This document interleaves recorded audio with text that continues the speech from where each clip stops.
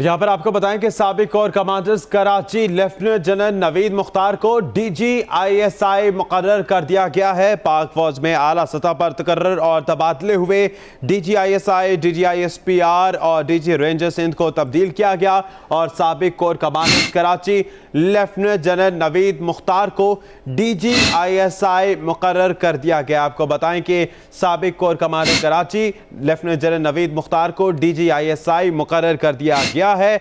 इससे कबल DGISI lieutenant general Rizwan Akhtar थे, जिन्हें प्रेसिडेंट NDU बना दिया गया और लेफ्टिनेंट जनरल नवीद मुख्तार को DGISI मुकर्रर कर दिया गया है। पाक फौज में आला सतह पर तकर्रर और तबादले हुए और साबिक core commander Karachi lieutenant general Naveed Mukhtar को DGISI मुकर्रर कर दिया गया है। इससे कबल DGISI lieutenant general Rizwan Akhtar थे, जिन्हें प्रेसिडेंट NDU बना दिया गया, प्रेसिडेंट नेशनल डिफेंस यूनिवर्सिटी, और अब लेफ्टिनेंट जनरल नवीद मुख्तार को DG इंटर सर्विस इंटेलिजेंस मुकर्रर कर दिया गया है।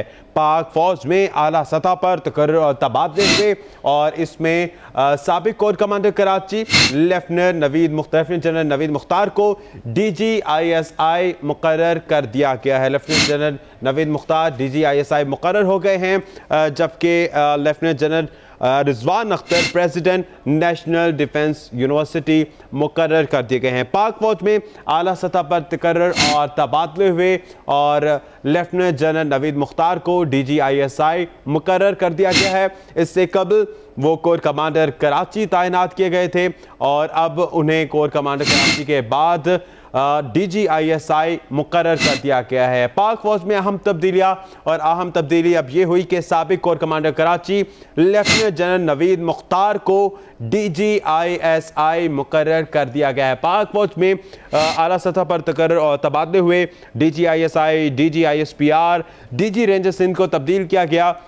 Lieutenant general Rizwan Akhtar president national defence university तैनात किए गए हैं। Lieutenant general Bilal Akbar chief of general staff और lieutenant general Asim Bajwa IG arms GSU मुकर्रर किए गए हैं और lieutenant general Naveed Mukhtar DGISI मुकर्रर कर दिए गए हैं। इसी पर बात करने के लिए हमारे साथ मौजूद हैं तज्जियाकार आरिफ निज़ामी साहब। आरिफ निज़ामी साहब, साबिक core commanders Karachi lieutenant general Naveed Mukhtar को DGISI मुकर्रर कर दिया गया है, क्या कहेंगे? जी, मतवक्को थी ये तब्दीलियाँ आर्मी चीफ की, नए आर्मी चीफ की तकर्री के बाद, और जब बाकी भी चेंजेस हुए तो खाली नहीं किया। मेरा ख्याल है DGISPR भी चेंज करने का अंदिया दिया गया, तो और भी कुछ जनरल्स की रद्दोबदल होगी। तो ये जब